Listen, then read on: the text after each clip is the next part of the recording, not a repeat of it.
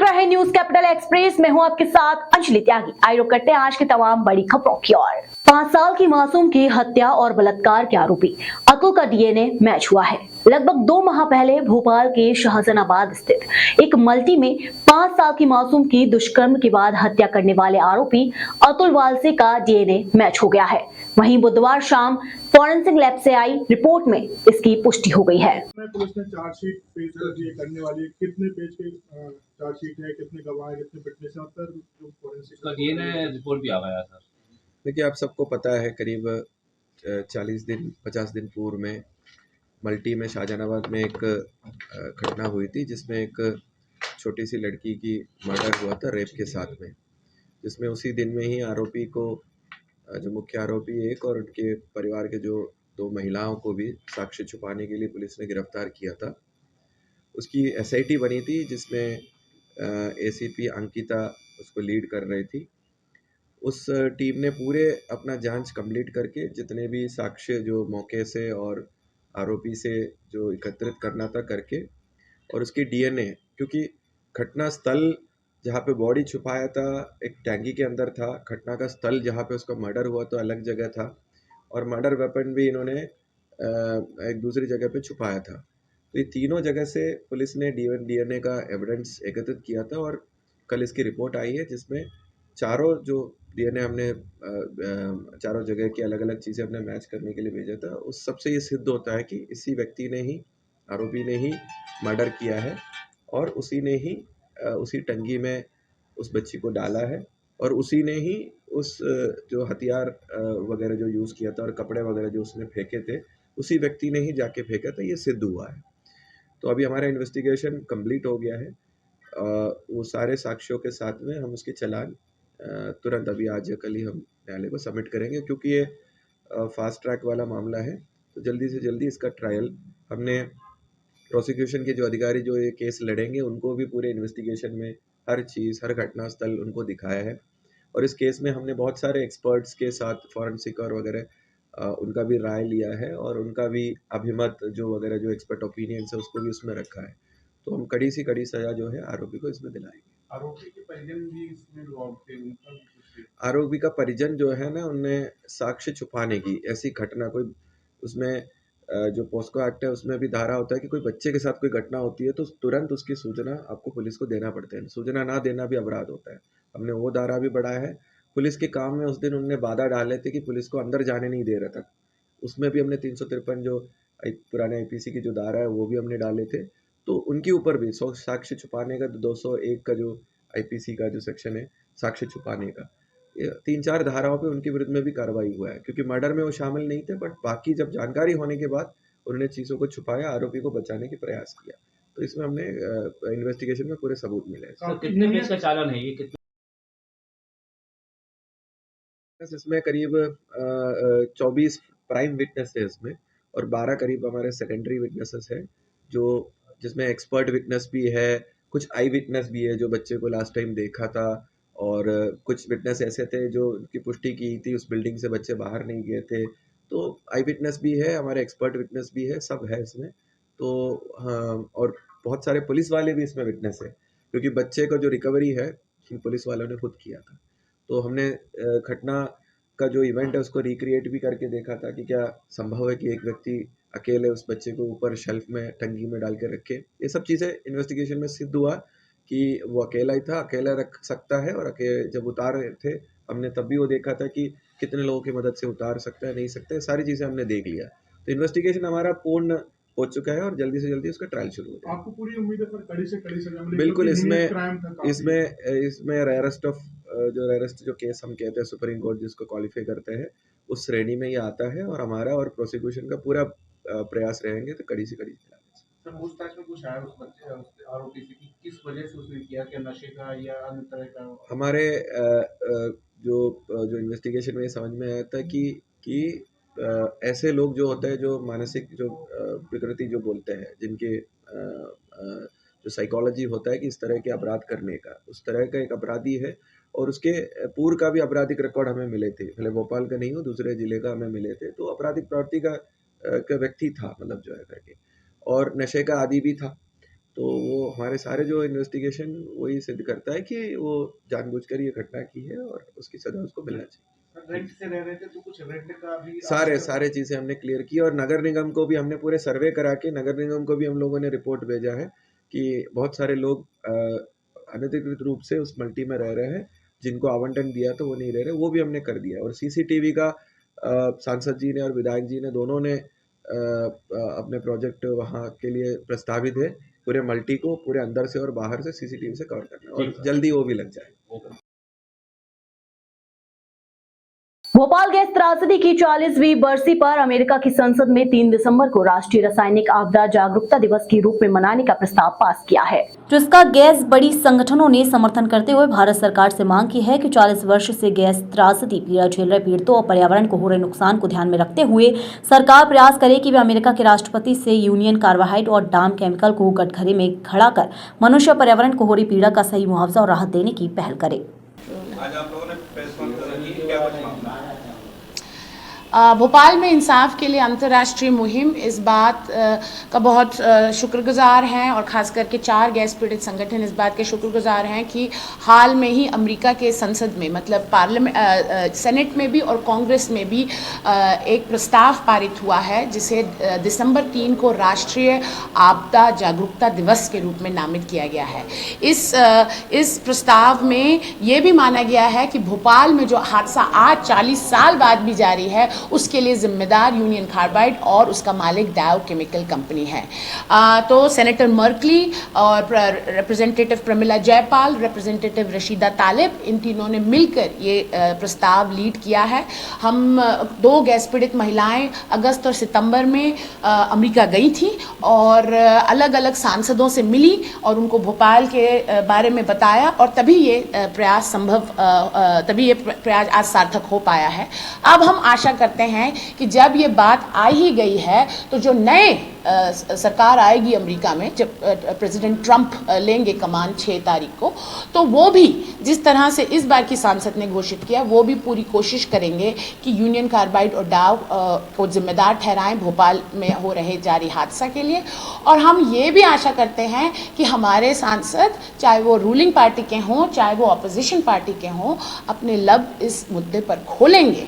अब संसद चल रही है और बताएंगे कि पिछले 1 साल से डाउ केमिकल को क्यों इस अधिकार क्षेत्र में शामिल नहीं कर दिया गया, और बताएंगे कि जो भोपाल में पर्यावरणीय हादसा हो रहा है उसका जहरीली मिट्टी और पानी कब सफाई डाउ केमिकल से करवाएंगे और इस बात पे भी जवाब देंगे कि जो दूसरी पीढ़ी में समस्याएं हैं उसके लिए सही राशि यूनियन कार्बाइड और डाव से कब लेंगे। तो ये हमारी एक सामूहिक जीत है गैस पीड़ित संगठनों की और उनके समर्थकों की कि आज पहली बार अमेरिकी सांसदों ने इतना बड़ा प्रस्ताव नामित किया है और इसी दबाव के साथ हम आशा करते हैं कि भोपाल में जारी हादसा बहुत जल्दी बंद होगा और प्रेसिडेंट ट्रंप से यही आशा है कि वो गैस पीड़ितों के साथ खड़े होंगे और अपनी कंपनियों को कटघरे में खड़ा करेंगे। अमेरिका में ये बात सर, मुआवजे की कोई बात नहीं हो रही है। मुआवजा उन्होंने ये सब बातें बताई हैं कि आज भी हादसा जारी है, पर्यावरणीय हादसा हो रहा है, लोगों को बहुत कम मुआवजा मिला है। अब तो गैस पीड़ितों के मुआवजे की बात तो भारत सरकार के कोर्ट में है। एक हाल में एक रिट याचिका लगाई गई है जो ये मांग करती है कि कैंसर और किडनी से जो ग्रसित गैस पीड़ित हैं उनकी क्षति 1 दिन की कैसे हो सकती है, उनको 25,000 कैसे दिया जा सकता है। तो अब तो आशा है कि इतना बड़ा हो जाने के बाद हमारे सांसद और हमारे प्रधानमंत्री गैस पीड़ितों के साथ खड़े होंगे और वो पूरी तरह से कोशिश करेंगे कि ये हो रहे हादसे को खत्म किया जाए। वहाँ पर आज लोगों का भूजल ऐसे रसायनों से प्रदूषित है जो बच्चों के अंदर जन्मजात विकृतियाँ पैदा करते हैं, जो और अलग अलग अंगों को नुकसान पहुँचाते हैं। आज जो बात हो रही है, चाहे वो अदालत में हो चाहे हमारी सरकार में, वो सिर्फ 336 मेट्रिक टन को उठाने की बात है जो कि कचरे का 1% हिस्सा भी नहीं है। उसको हटाने से भोपाल के लोगों का कोई फायदा नहीं है। जिस कचरे की वजह से लोगों का भूजल प्रदूषित हो रहा है उसको सफाई करने की बात है, जिस कंपनी ने ये किया है उससे पैसे लाने की बात है, ताकि हम मिसाल कम से कम इसमें तो ठीक कर सकें कि जो प्रदूषण करेगा वही हर्जाना भरेगा, ना कि हमारे टैक्स पेयर्स पैसे से इसकी सफाई होगी। तो बस इतना ही चाहते हैं कि जो हमारी सरकार ने अदालत में कहा है कि जो प्रदूषण करे वो हर्जाना भरे, कम से कम वो इस बात को लागू करवाएं और डाव केमिकल से सफाई कराएं, ताकि ये पर्यावरणीय हादसा बंद हो। जबलपुर एसपी संपत उपाध्याय के द्वारा जबलपुर शहर में बढ़ रहे अपराधों को लेकर थाना प्रभारी और चौकी पर एक बैठक कल्चरल रूम में आयोजित की गई, जहां सभी राजपत्रित अधिकारी बैठक में मौजूद रहे। बैठक में साइबर क्राइम, महिला संबंधी अपराध, वारंटी की तमिलगम, आवेश को एवं बालिकाओं की दस्तयाबी के लिए प्रयास, सीएम हेल्पलाइन और जनसुनवाई की शिकायतों को निराकरण करने जैसे विभिन्न विषयों को लेकर बैठक के माध्यम से अधिकारियों से चर्चा की गई, जहां जबलपुर एसपी के द्वारा समस्त थाना प्रभारी एवं चौकी प्रभारी को निर्देशित किया गया कि उक्त विषयों पर त्वरित कार्यवाही पुलिस के द्वारा की जाए, जिससे कि अपराधों में रोकथाम लग सके। जबलपुर से वाजिद खान की रिपोर्ट। आपराधिक समीक्षा बैठक पुलिस विभाग का एक महत्वपूर्ण बैठक होती है, जिसमें पूरे माह में जो कार्रवाइयाँ होती हैं उनके संबंध में समीक्षा की जाती है। क्या क्या कार्रवाई आगे अपेक्षित है उसके संबंध में भी चर्चा की जाती है।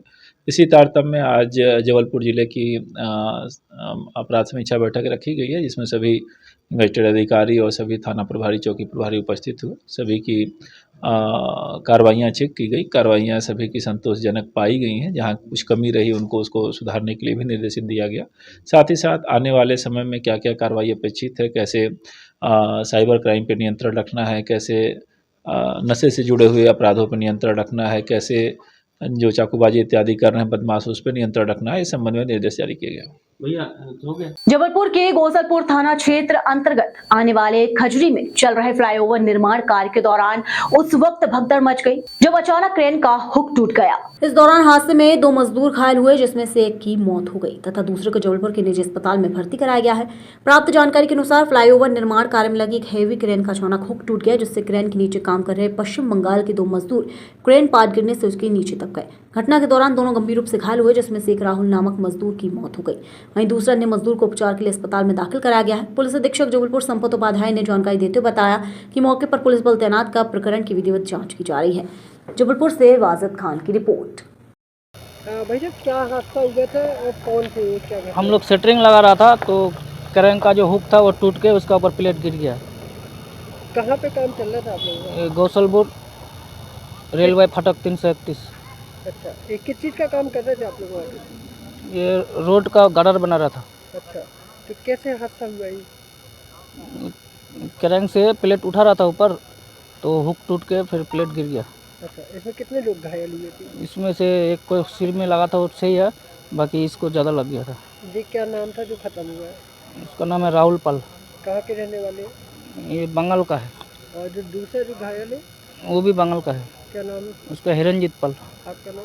प्रदीप पाल। कौन सी कंपनी काम कर रही थी वहाँ पे? ये नरेंद्र मिश्रा।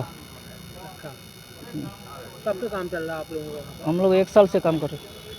सुरक्षा व्यवस्था की किस तरह की वहाँ पे व्यवस्थाएं हैं आप लोगों की? व्यवस्था सब सही है, कोई दिक्कत नहीं है।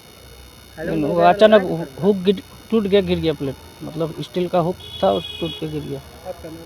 प्रदीप पाल। एक मामला प्रकाश में आया है, जिसमें एक ओवरब्रिज का काम चल रहा था। काम के दौरान एक क्रेन के टूटने की घटना की वजह से 2 लोग घायल हुए हैं, जो पश्चिम बंगाल के रहने वाले बताए जा रहे हैं। उसमें एक राहुल नाम के युवक की मृत्यु की जानकारी प्राप्त हो रही है। अभी ये जानकारी प्राथमिक है। थाने की टीम अभी प्रयास कर रही है और डिटेल जानकारी लेने के लिए। आगे जैसा होता है, कोई अननेचुरल डेथ या एक्सीडेंट वगैरह होता है, तो जो उसमें वैधानिक धाराएं हैं उसमें जांच की जाती है। इस प्रकरण में भी जांच की जाएगी। लापरवाही क्या सामने आई? अभी जैसा बताया कि अभी घटना का पूरा विवरण ही अभी अपने को प्राप्त नहीं हुआ है। घटना का संपूर्ण विवरण पश्चात इसमें कार्रवाई होती है। अगर किसी की डेथ हुई है तो नेचुरल डेथ में मर्ग जांच करके कायमी उसमें किया जाता है जांच, तो वो जांच इसमें भी की जाएगी। किस थाने का मामला है सर? ये थाना गोसलपुर में है घटना। मुख्यमंत्री डॉक्टर मोहन यादव उज्जैन पहुंचे। काकेजी अन्नपूर्णा देवी के दुखद निधन पर अचानक बदला मुख्यमंत्री का कार्यक्रम। नर्मदापुरम रीजनल इंडस्ट्री कॉन्क्लेव की तैयारियों की उज्जैन से ही वीडियो कॉन्फ्रेंस से समीक्षा की। वीडियो कॉन्फ्रेंसिंग के जरिए की नर्मदापुरम संभाग के उद्योगपतियों से चर्चा की। इस बात का संतोष है कि लगातार औद्योगिक निवेश, खास करके हमारे सभी युवाओं को काम मिले। युवा में भी जो तकनीकी रूप से दक्ष IT के बीटेक, एमटेक या अलग अलग उच्च शिक्षा से जो शिक्षित व्यक्ति हैं या रोजगार चाहने वाले हमारे युवा मित्र हैं, सभी को सभी प्रकार के अवसर मध्य प्रदेश में उपलब्ध कराने के लिए हमने सरकार बनने के बाद औद्योगिकीकरण का एक जो अभियान चलाया है, उसमें हर संभाग पे जाकर के बड़े आयोजन करना। उस कड़ी में कल 7 तारीख को नर्मदापुरम अर्थात पुराने होशंगाबाद संभाग पर एक बड़ा रीजनल कॉन्क्लेव होने वाला है। और जिस ढंग से इसको माननीय मोदी जी ने भी हमारी नवकरणीय ऊर्जा के सभी प्रकार के यंत्रों को बनाने के लिए इसको इंडस्ट्रियल पार्क की छूट दी, जिसके माध्यम से इस इंडस्ट्री के निवेशक देश भर से प्रदेश भर से अपनी सोलर पे, विंड पे अलग अलग नवकरणीय ऊर्जा के संयंत्र लगा सकते हैं। इनके अलावा भी जो जो इंडस्ट्री लगाना चाह रहे हैं उन सभी के लिए साथ कल ये कार्यक्रम होने वाला है। और मुझे अभी तक का जो संतोष है, हमको 3 बार ज़मीन की आवंटन के लिए जो हमारी निर्धारित भूमि थी उसको बढ़ाना पड़ रही है, तो रिस्पांस बहुत अच्छा है। उसके पहले आज हमने नर्मदापुरम के तीनों ज़िलों में बात की है, हरदा, बैतूल और नर्मदापुरम के, जो ऑलरेडी पहले से हमारे उद्योगपति वहाँ उद्योग जो चला रहे हैं उनको कोई कठिनाई तो नहीं है। उनकी कठिनाई का समाधान भी करते हुए और उनसे भी कहा कि वो और काम बढ़ाना चाहे तो काम भी बढ़ाएं। इसके लिए हम प्रदेश वालों को भी प्राथमिकता में रख रहे हैं। मुझे इस बात का संतोष है कि लगातार इस औद्योगिक निवेश के माहौल में बड़े पैमाने पे निवेशक भी आ रहे हैं और यहाँ रोजगार के अवसर भी उपलब्ध हो रहे हैं और हमारी आर्थिक रूप से प्रदेश की संपन्नता भी बढ़ रही है। मैं अपनी ओर से आज यहाँ उज्जैन में यहाँ से वीसी के माध्यम से मैंने जुड़ करके उस योजना की विस्तार से बात कही है। मुझे संतोष है कि कल की रीजनल कॉन्क्लेव हमारी बहुत अच्छी होगी, क्योंकि हमारे अपने देश और प्रदेश तो अंदर आ ही रहे हैं, बाकी 5 विदेश के लोग भी कल आकर के अलग अलग प्रकार से इन निवेशकों के साथ हमारे इस आयोजन में शामिल होंगे। एक और हमारे अपने सिंहस्थ के आयोजन को लेकर के सभी साधु संतों को सबका आग्रह था कि 1980 के सिंहस्थ से लगा करके 80, 92, 2004, 2016 यहाँ लगातार गंभीर का पानी मिला करके स्नान करना पड़ रहा था।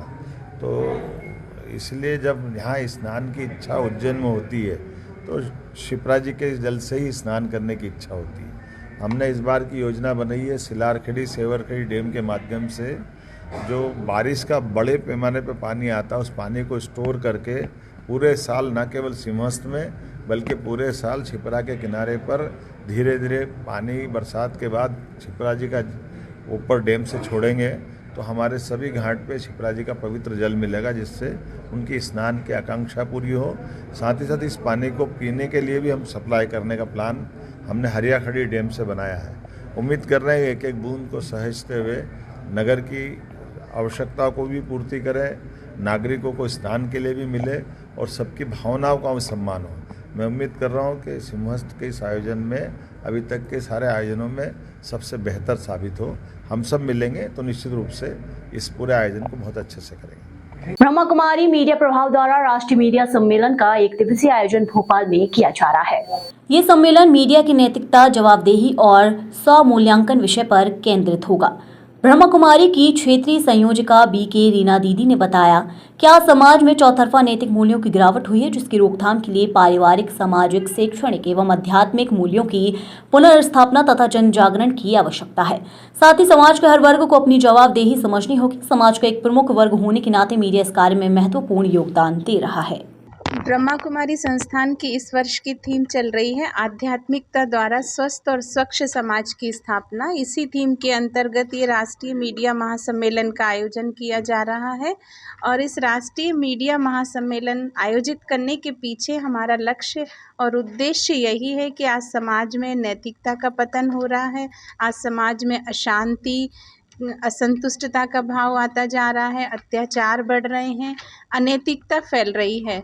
तो कैसे हम आध्यात्मिकता के द्वारा एक सुखमय और सुखी समाज की स्थापना करें, एक स्वच्छ समाज की स्थापना करें, एक सशक्त समाज की स्थापना करें। और इसमें ब्रह्मा कुमारी संस्थान और मीडिया प्रभाग हमारा ये मानता है और ये जानता है, हमें पूरी उम्मीद है कि मीडिया इसमें एक सशक्त माध्यम हो सकता है समाज में परिवर्तन लाने के लिए, समाज को जागरूक करने के लिए। तो मीडिया के जरिए समाज में जागरूकता आए, आध्यात्मिकता आए, नैतिकता बढ़े, इस उद्देश्य से लेकर ये राष्ट्रीय मीडिया महासम्मेलन का आयोजन किया जा रहा है। दीदी, आपने कहा कि महिलाओं की भागीदारी बढ़ रही है मीडिया के अलावा भी सभी जगह, लेकिन देखा जा रहा है कि इन दिनों महिलाओं पे ज़्यादा अत्याचार हो रहे हैं, क्या कहेंगे? महिलाओं पर अत्याचार हो रहे हैं और अगर महिला सशक्त हो जाए, महिलाओं का एम्पावरमेंट किया जाए तो महिला तो समाज की दशा और दिशा दोनों बदल सकती है। हमारा प्राचीन इतिहास भी गवाह रहा है और आज हम जिस सनातन संस्कृति में रहते हैं यहाँ पहले महिलाओं का नाम लिया जाता है, जैसे सीताराम कहा जाता है, लक्ष्मी नारायण कहा जाता है, राधे कृष्ण कहा जाता है। तो आज महिलाओं को हमने शुरू से ही आगे रखा है सनातन संस्कृति में। और ब्रह्मा कुमारी संस्थान भी चूँकि एक महिलाओं का, बहनों का संस्थान है, सिस्टर ऑर्गेनाइजेशन है, तो मीडिया क्षेत्र में जो महिलाएं या जो बहनें काम कर रही हैं उनको सशक्त करने के लिए, उनको आध्यात्मिकता से भरपूर करने के लिए विशेष रूप से एक सत्र महिला पत्रकारों के लिए रखा गया है। Thank you.